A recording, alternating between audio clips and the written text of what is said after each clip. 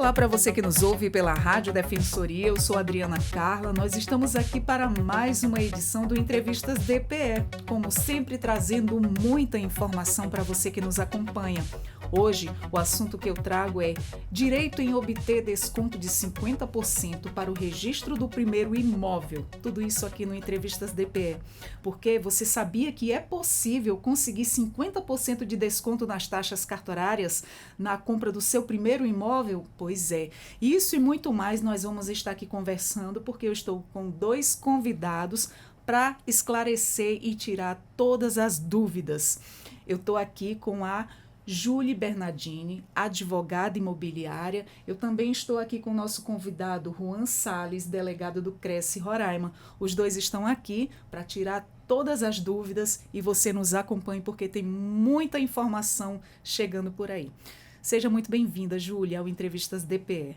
Olá, Adriana. Quero agradecer a oportunidade de estar aqui com você, trazer essas informações para as pessoas.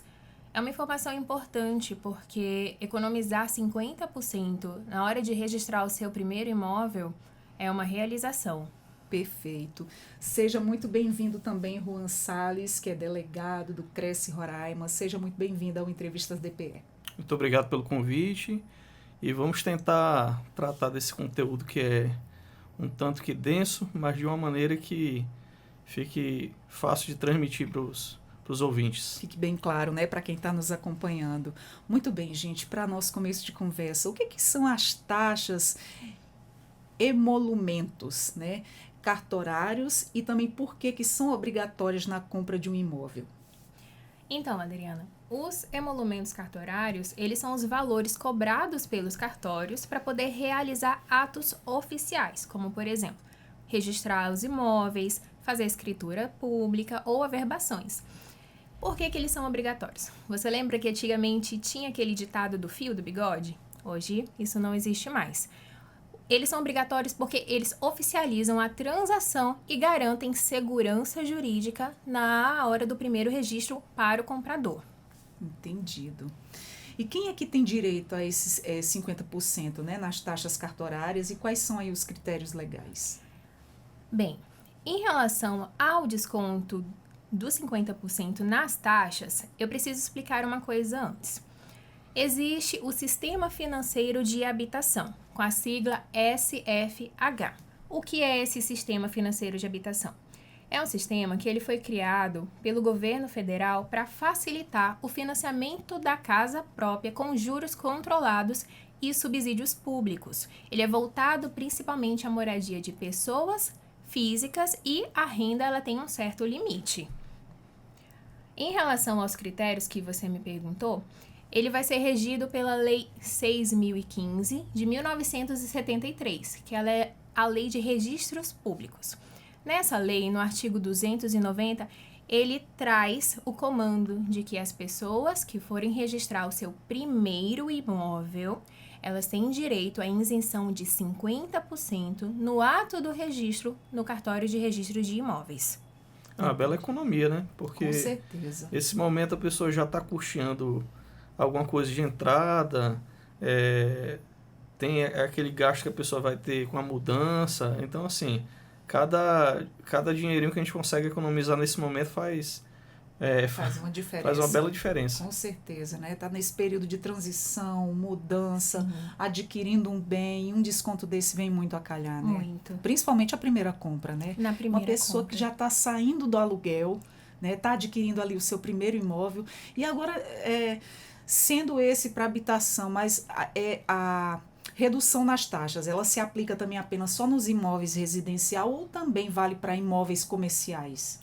Não entra os imóveis comerciais. É somente imóvel residencial. E tem um porém. O imóvel residencial ele tem que ser urbano.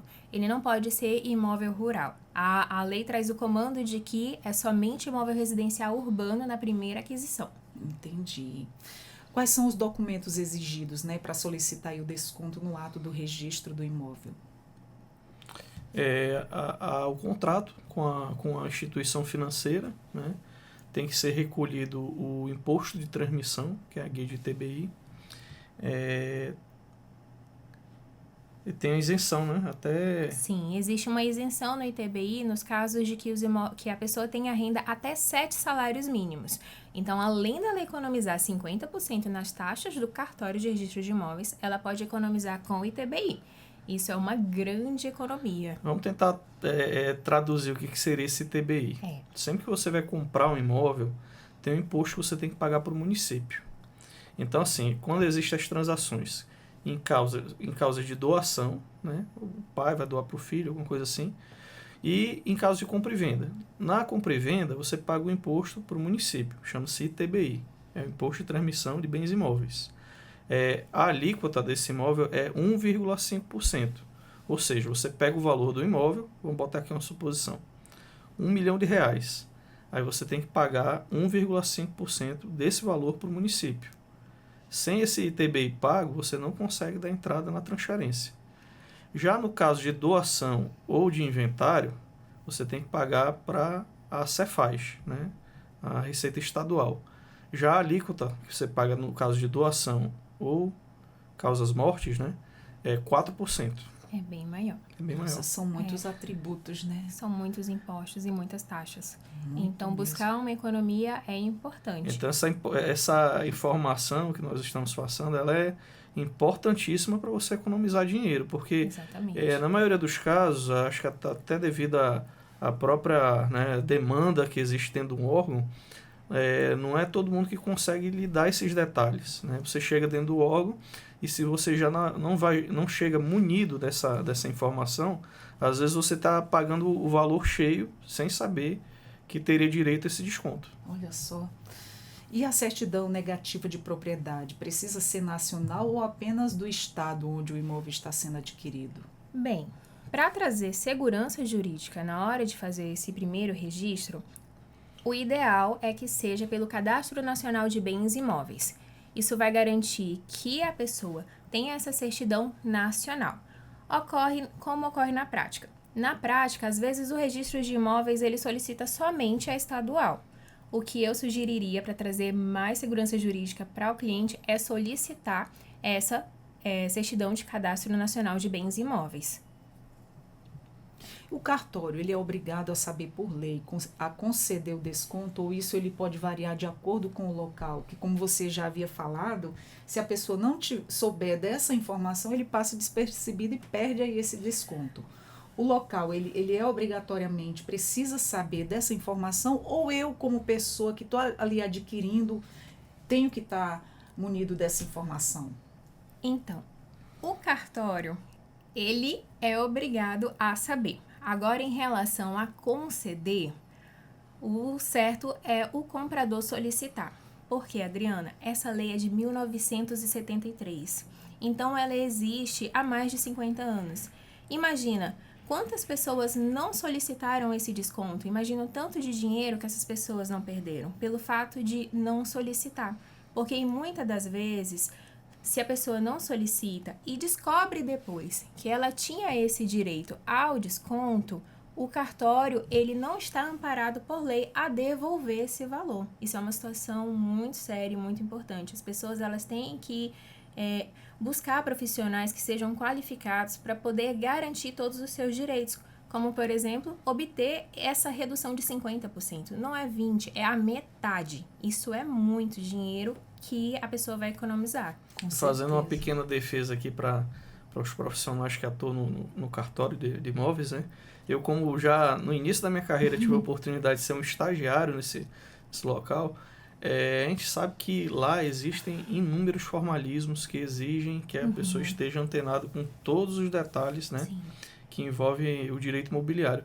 Só que, infelizmente, às vezes acaba passando. Não é uma questão assim que o servidor vai ter algum interesse assim de não conceder, né? Mas caso aconteça, né, a pessoa muitas vezes pode ser um novato lá no local e ainda não está com aquilo ali, né, fresco na memória para poder repassar para a pessoa que está indo lá registrar.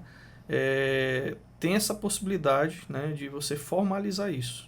A doutora vai explicar como é que seria essa formalização do pedido. Caso ocorra de ser atendido por alguém novato, né, às vezes a pessoa não está a par, né, dessa ritualística. Está ali se familiarizando com o ambiente ainda, Exato. né? Faz parte, né, Faz desse serviço parte, administrativo. Né? Para quem está todos conhecendo, nós começamos em algum local e tivemos que ter um aprendizado. Exatamente, ter o conhecimento ali do andamento, como funciona. No ato do registro, o ideal é que o comprador ele solicite. Se o comprador ele estiver bem orientado, ele já solicita. O cartório, ele traz um requerimento, onde lá a pessoa tem que marcar que é o primeiro imóvel, que é pelo SFH, para obter esse desconto. Agora, suponhamos, o cliente, o comprador, ele vai lá, faz o pagamento, descobre depois que ele tinha esse benefício. Não existe uma previsão legal de que o cartório ele é obrigado a devolver, mas o que ele pode tentar? Solicitar administrativamente com base nessa lei. Existe também uma situação que é a seguinte, o cartório, se ele se recusar a aceitar esse requerimento do comprador solicitando o desconto dos 50%, existem situações de que os compradores eles podem fazer uma denúncia formal do registro de imóveis junto à corregedoria do Tribunal de Justiça. Isso, correto, a corregedoria do Tribunal de Justiça. E existe aí algum prazo para solicitar esse desconto nas taxas cartorárias ou ele pode ser aí um pedido a qualquer momento? O ideal é que ele seja feito no ato. Se ele for no ato, é melhor. O cliente bem orientado, ele não vai ser enganado, não vai ser passado a perna e ele vai estar resguardado dessa economia que ele terá. Agora, é aquela situação que eu falei para você. Se ele estiver bem orientado, vai conseguir esse desconto. Se por acaso ele não solicita e descubra depois, ele pode fazer essa tentativa administrativa junto ao cartório, solicitando esse reembolso. O cartório ele não ganha nada ficando com esse valor a mais, visto que existe uma previsão legal. Caso o cartório se recuse, não vou aceitar esse seu requerimento. Então a pessoa está munido em todos os seus direitos, de buscar os seus direitos e fazer uma reclamação junto à corregedoria. Mas se a pessoa está interessada em não ter que estar memorizando, ter que estar, lidando com toda essa burocracia, a gente recomenda fortemente que você procure sempre um corretor registrado, né? O profissional que está à frente, porque hoje o corretor de imóveis ele não está como era antigamente, né? Que é um profissional que apresentava o imóvel. Hoje em dia o corretor ele está um profissional que ele está pronto para lhe assessorar em vários aspectos, né? Aspectos que envolvem a documentação, a valorização do imóvel. Então, em muitas situações, você ter um profissional habilitado e com conhecimento qualificado, ele vai, aquele valor que ele está te cobrando para te assessorar, as economias que ele consegue, muitas vezes, já paga o serviço dele e ainda sobra um troco. Verdade. Ainda mais assim, que já é uma pessoa que está já naquela área ali, naquela questão, já tem todo o conhecimento, né? Sim. Facilita muito. Muito. E quem compra um imóvel à vista, sem financiamento, também pode ter o direito ao desconto? Olha, o desconto, ele é dado no caso do financiamento. E aí, no caso de à vista, só se ele se enquadrar no artigo 290. Isso, da Lei de Registros Públicos. E quais são aí as penalidades, né, para quem apresentar uma declaração falsa dizendo que é seu primeiro imóvel? Aí pode acontecer, né? Aí é um crime. Como eu falei anteriormente, o ideal é a pessoa solicitar a certidão nacional de bens imóveis ou a certidão estadual. Eu indico solicitar a certidão nacional, porque vai ficar garantido que a pessoa não tem nenhum imóvel registrado em seu nome dentro do nosso Brasil. Se a pessoa mente, faz um documento falso dizendo que aquele é o seu primeiro imóvel, ela pode responder por falsidade ideológica, que isso é um crime e tem uma penalidade de até 5 anos. Pessoal, não faça isso. Quem tem, é muito mais barato se fazer o pagamento integral do que responder por um crime por causa de um documento falso. É porque, olha, pode acontecer, tem situações, por exemplo, a pessoa era uma criança e aí o pai resolveu registrar o imóvel no nome do filho, né? E aí foi passando-se os anos e você nem sabe dessa formalidade que existiu lá atrás, né? E então até que você consiga demonstrar na frente do juiz, né, que tudo isso aí não houve uma má-fé, então para evitar qualquer problema é preferível tirar logo essa nacional, que daí você evita qualquer dor de cabeça. Com certeza. E agir dentro da legalidade, né? Sim. Claro. Dormir com a cabeça no travesseiro tranquila. Não tem preço. E quais são os outros programas habitacionais que oferecem descontos maiores nas taxas cartorárias? O Minha Casa Minha Vida, ele é um programa que está dentro do SFH. Ele vai ter maior desconto em algumas faixas de renda, que são normalmente as pessoas com as rendas mais baixas, e os custos de cartório, às vezes, eles são subsidiados ou parcialmente ou totalmente, mas isso vai depender da análise específica de cada faixa de renda. Da situação de cada pessoa, De né? cada pessoa. Traduzindo esse subsídio, quanto menor a renda da pessoa, o governo ele entra com os custos, não só desses gastos cartorais, quanto do próprio imóvel. Tem um percentual que o governo paga e aí esse percentual vai variar no momento que você vai lá se apresentar para o correspondente, fazer sua simulação. Em cima desses dados de renda, de idade, é feito uma espécie de um relatório, um documento que vai dizer quanto que você pode financiar, e o governo ele pagaria uma parte. Se você tiver uma renda menor, ele vai pagar uma parte do seu imóvel. E tem as regras, né? Exato. Mediante você adquire um imóvel nesse sistema, você está provando para o governo que você não tem uma capacidade financeira muito elevada. Então, você vai comprar um imóvel porque você precisa. E dentre as regras, uma das principais é que você não pode vender o imóvel até uma determinada etapa do financiamento. Vocês que já estão nesse ramo de imobiliária, né, nessa carreira aí, quais são as dúvidas mais recorrentes das pessoas que buscam vocês pelos serviços?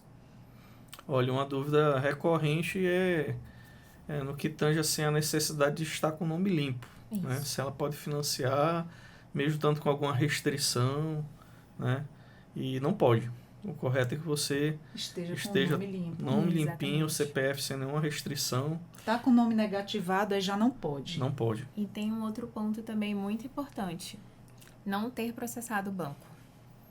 Sim, é verdade. Não pode ter processado o banco porque... Quaisquer um que seja. Principalmente os que vão fazer o financiamento. Por exemplo, a Caixa. Não pode ter processado a Caixa. Se tiver processado a Caixa, é recusado. Porque eles têm autonomia também, né, de escolher. Por mais que você tenha o seu nome limpo, eles também têm autonomia de recusar o cliente. Entendido. E essas são uma das dúvidas mais recorrentes. São as principais. Tem algumas perguntas que surgem que no que tange assim, eu sou obrigado a aceitar, por exemplo, quando você vai abrir lá toda a conta, a adquirir cartão de crédito, os produtos que eles oferecem, né?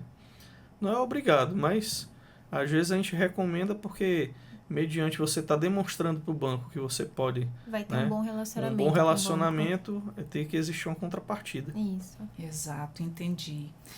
E como o comprador pode comprovar também que é seu primeiro imóvel, né? Se já morou aí em imóveis alugados ou também de familiares? Em relação a essa pergunta, a gente vai precisar explicar duas coisas. Posse e propriedade. Possuir um imóvel é quando você compra um imóvel com um contrato de gaveta e não registra ele. A propriedade é quando você está lá na matrícula do imóvel. É a certidão de nascimento do imóvel. Quando você aluga ou mora com um familiar, ou até mesmo quando você compra um imóvel com contrato de gaveta, aquilo que você tem é somente a posse. Então, as pessoas que compraram um imóvel com um contrato feito em cowork, aqueles contratos feitos por particular, ou contrato mesmo feito pelo Google, não tem problema. Se essas pessoas já tiverem registrado esse imóvel, elas não vão poder aderir a esse desconto dos 50%. Se ela tiver somente um contrato de gaveta, aí ela pode sim aderir a esse desconto dos 50%, porque esse contrato ele nem chegou a ser registrado. Então, se você comprou um imóvel com contrato de gaveta, não tem problema de no futuro você querer fazer um financiamento e obter esse 50% de desconto. É uma coisa que é muito comum aqui em Boa Vista. As pessoas compram o imóvel, fazem o recibo de compra e venda, né? Aí considera que aquela ida ao cartório já é uma uma finalização do negócio. O reconhecimento, né, da assinatura, né? E aí é o momento que acontecem os problemas, porque você tem aquele recibo de compra e venda, né, que demonstra que você pagou. É só isso que ele demonstra, porque o registro é o documento final. Então vamos apresentar aqui algumas hipóteses, né, do que pode ocorrer. Você fez esse recibo de compra e venda, nunca transferiu a escritura, né, nunca registrou a escritura para finalizar, e aí esse cidadão que lhe vendeu, ele vem a falecer. Aí começa o primeiro problema. Aí tem que ser feito um inventário, a despesa é alta. E outro problema que a gente acompanha é quando esse primeiro dono se envolve em alguma dívida. Porque quem responde, né, na esfera civil pela ilicitude é o patrimônio. Então, assim, aquele imóvel estaria registrado no nome do primeiro que tem essa dívida. Então veja o tamanho do imbróglio. Nossa, aí que o juiz, né, determina hein? que o oficial de justiça mande fazer uma anotação, né, naquela matrícula para esse imóvel ir a leilão para pagar a dívida, mas você que tem aquele recibo de compra e venda, comprador de boa fé, vai ter que entrar com um advogado, explicar para o juiz que você comprou há tantos anos atrás, só não fez a transferência. Aí o juiz vai ter que entender por que você não fez a transferência. Você teve 300 mil para comprar a casa e não teve 3 mil para fazer a transferência. Nossa, que E complicado. aí, por uma única... Um atozinho que deixou de fazer. E tem que também ter a sorte que o juiz não entenda que você está fraudando a execução. Né? Isso também Isso acontece. Às vezes Porque acontece o juiz pode dizer que está em conluio com o devedor e dizer assim, não, fez esse recibo para se livrar da dívida. O caminho e da até boa-fé, provar por A mais B, né? Exatamente. O caminho da boa-fé, ele é o mais seguro, como o Juan falou. Se a pessoa ela faz essa busca nacional desse documento de propriedade, ela já consegue se livrar desse problema. No caso do exemplo que ele citou, se aquele comprador ele tivesse feito uma busca para saber se esse vendedor tinha débito no nome, tinha processo, quando é um vendedor idoso também, a gente já tem que se resguardar para poder fazer logo a transferência do imóvel, porque tudo pode acontecer, né? Então, a recomendação, esse é um trabalho que chama-se due diligence. É feito por advogados, principalmente que são versados na área de imóveis, e por corretores de imóveis também. Então, esse trabalho, de forma bem resumida, trata-se em fazer uma espécie de uma investigação, tanto no imóvel quanto no CPF de quem está vendendo.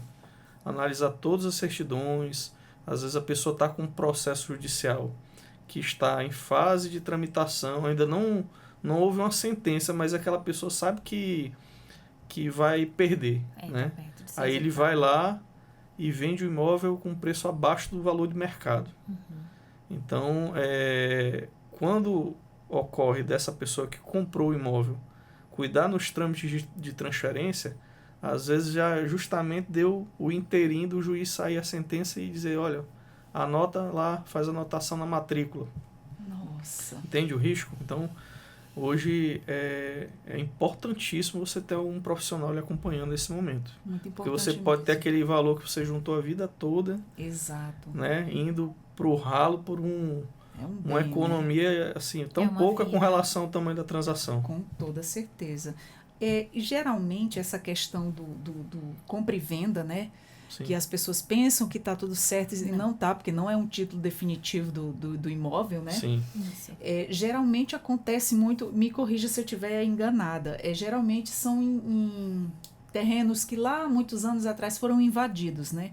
Tanto que você vê, eu estou usando como exemplo o meu bairro. A gente tem um determinado bairro que é chamado bairro União 2. Ele tem um terreno baldio à esquerda, outro terreno atrás e são só 2 fileiras de casa. Essas fileiras de casa você vê que foram de invasão há anos-luz atrás pela questão de ser tudo desigual. Nenhum terreno é igual, tem uns tomando mais a rua, tem outros mais atrás, então tudo desigual. Você vê ali que foi uma coisa que não foi planejada. Existe um trabalho que é feito pelo poder público que é justamente prevendo esse tipo de situação, que é natural em qualquer cidade que vai expandindo. Nós temos as áreas de expansão urbana, que normalmente são chácaras, né? Que tem o primeiro dono e muitas vezes essa área foi invadida e já está tudo habitado. Então eles estão cumprindo a função social, né? A pessoa que foi o primeiro dono muitas vezes não entrou com nenhuma medida para reaver o imóvel, ou talvez se entrou com essa medida, o poder público ele tem autonomia de entrar com um processo que chama-se desafetação.